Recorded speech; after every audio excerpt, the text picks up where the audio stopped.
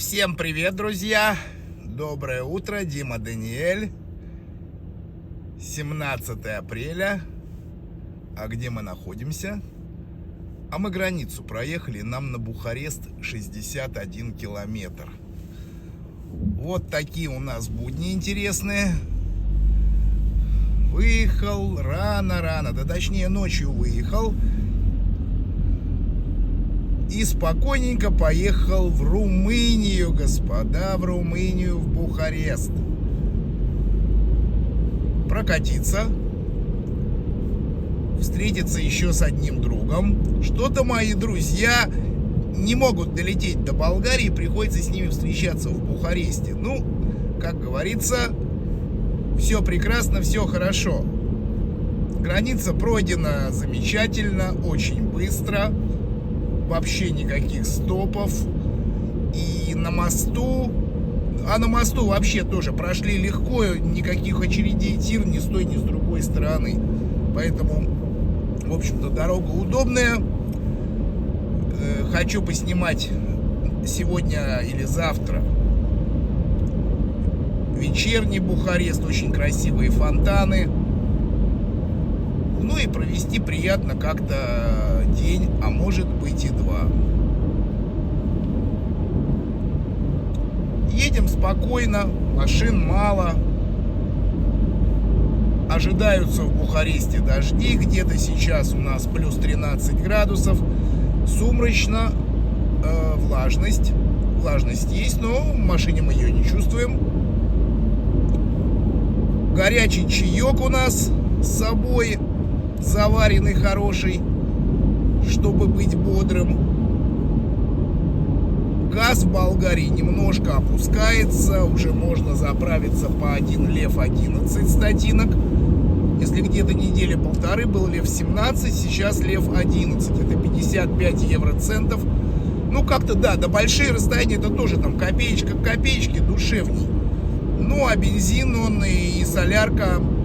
нет никакой разницы, там туда-сюда ходит в зависимости от мировых цен. Очень удобно, прямо от границы идет прямая трасса, ну, с небольшим ответвлением, и 61-62 километра прямо до пункта назначения. Есть гостиница, гостиница заказана. Так что аттракция начинается, очередная. Какие красивые желтые поля справа, замечательно. В Болгарии таких не видел. Дорога нормальная, покрытие...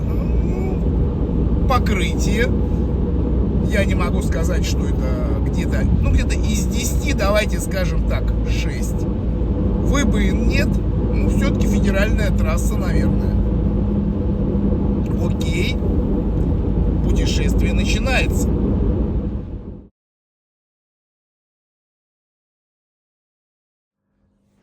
Путешествие продолжается. Бухарест, отель Марина, практически центр города.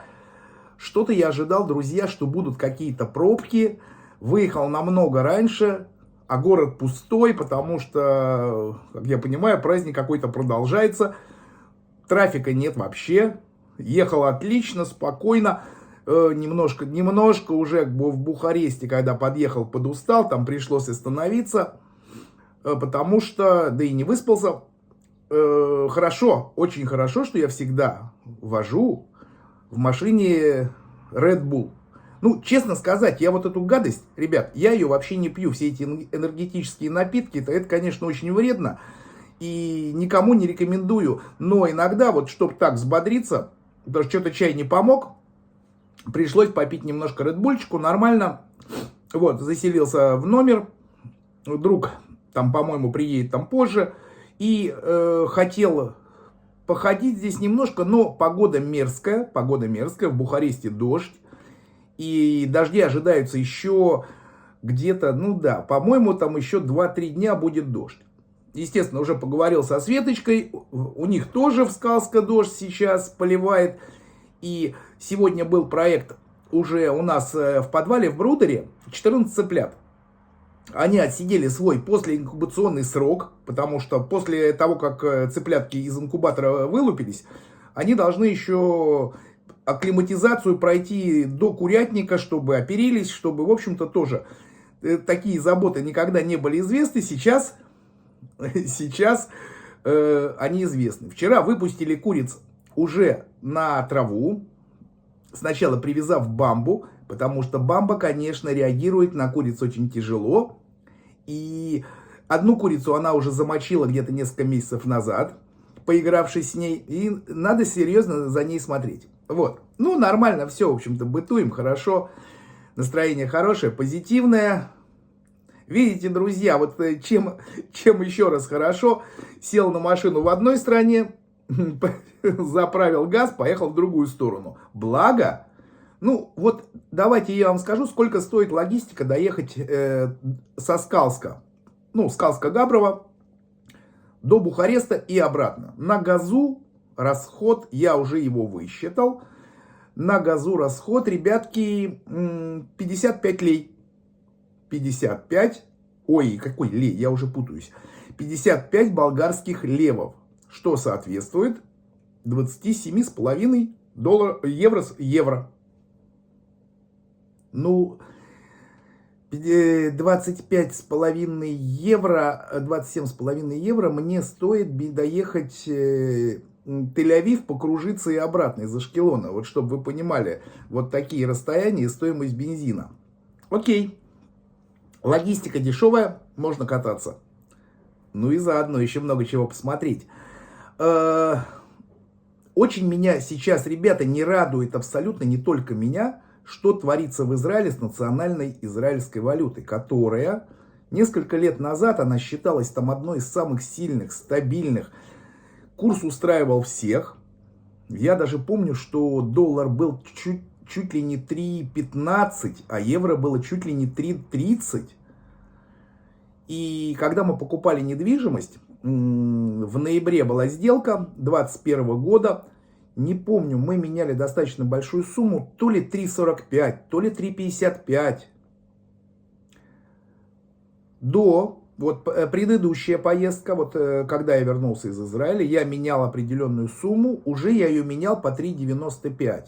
Ну, мне нужно было привезти деньги, чтобы построить летнюю кухню. Я менял 5000 евро по 3,95. Сейчас, друзья, кто меняет? Курс официальный 4,04,2. Естественно, меняйте в обменках вы, ну, наверное, всегда дороже, потому что официальный курс это официальный курс. А если евро покупать на шекели, то, конечно, в обменках это дороже. Ребят, чувствуете разницу? 15 копеек, 15 огород. Это очень много, когда меняют большую сумму. Это много.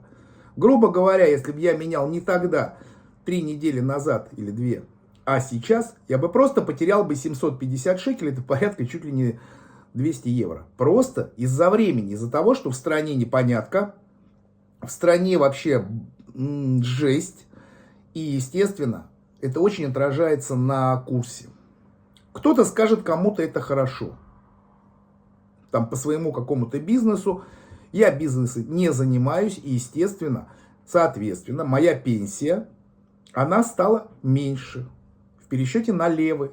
Потому что сначала я меняю на евро, потом я меняю на левы. Или если я расплачиваюсь в Болгарии израильской карточкой, естественно, идет пересчет. Я помню момент, когда соотношение одного лева к одному шекелю было 1,60, 1,6. Это тогда 100 лев, 100... Сейчас, подождите, я немножко путаюсь. Грубо говоря, сейчас 100 лев это 205 шекелей.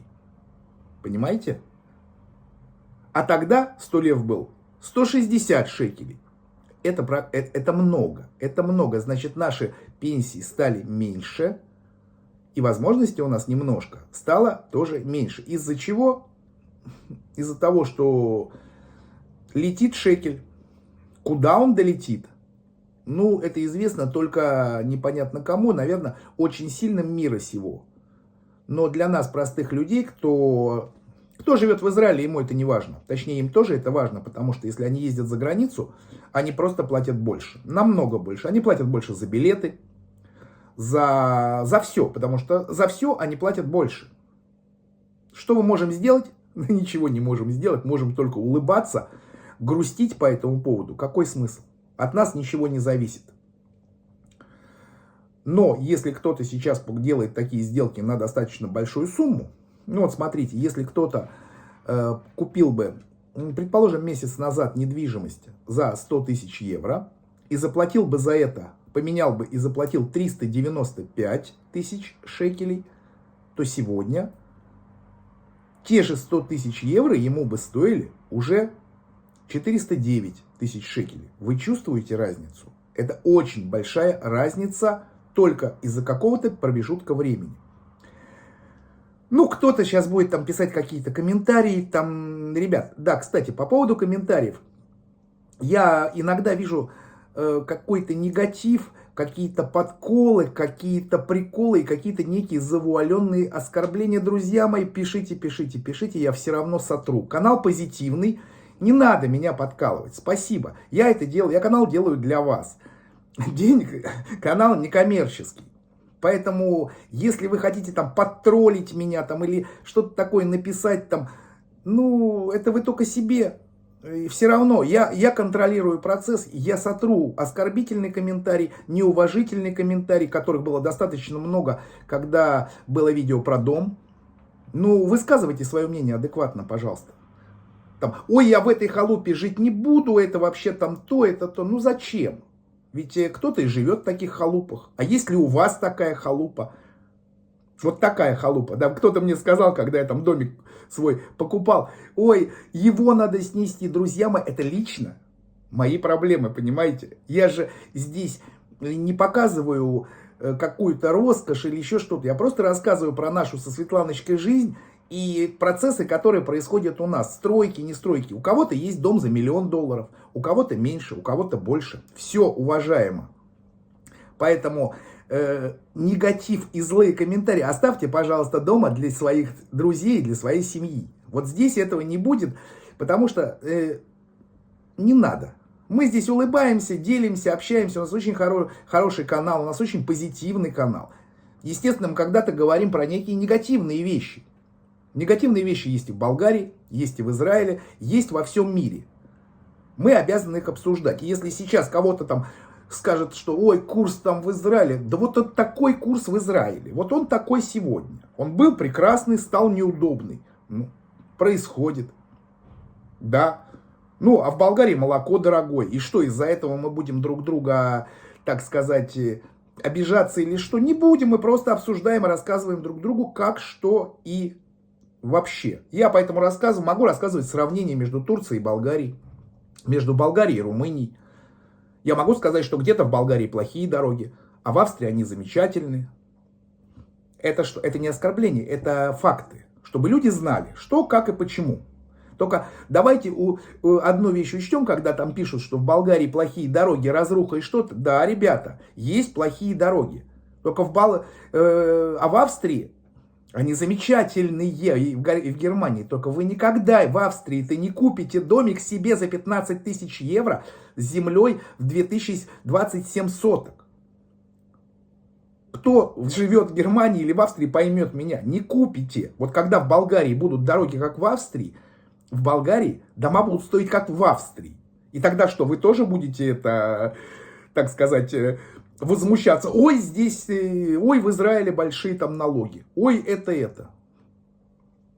Это то, что есть в каждой стране свои плюсы и свои минусы. Я вам скажу другое. В Австрии может быть все прекрасно и все даром. Просто я никогда в жизни, ни в Австрии и ни в Германии, вряд ли жить буду. Это вот мое личное мнение. Кто меня понял между строк, не буду.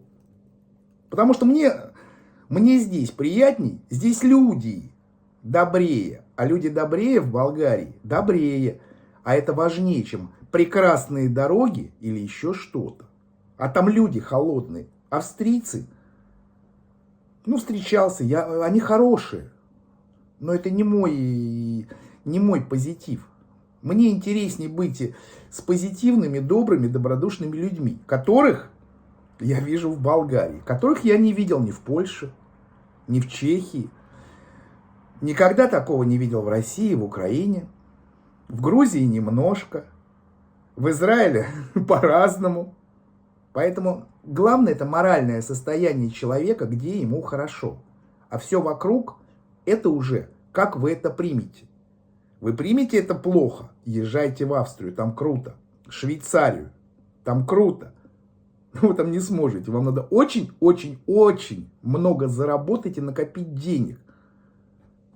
Все просто. Вот ответ. Вот этот, вот ситуация по израильскому шекелю, мы ее обсудили. Что там с американским долларом, меня вообще не волнует. Что с евро? Ну, евро к леву, он ровный, так что все нормально. В общем, цель одна, значит, нужно как-то попробовать больше зарабатывать, чтобы компенсировать эти минусы. Буду продолжать рассказывать пока что про Бухарест и все интересные вещи про Болгарию. Хубавден, шельхам йом наим хаварим шели. And have you a nice day, my friends. Ciao, ciao.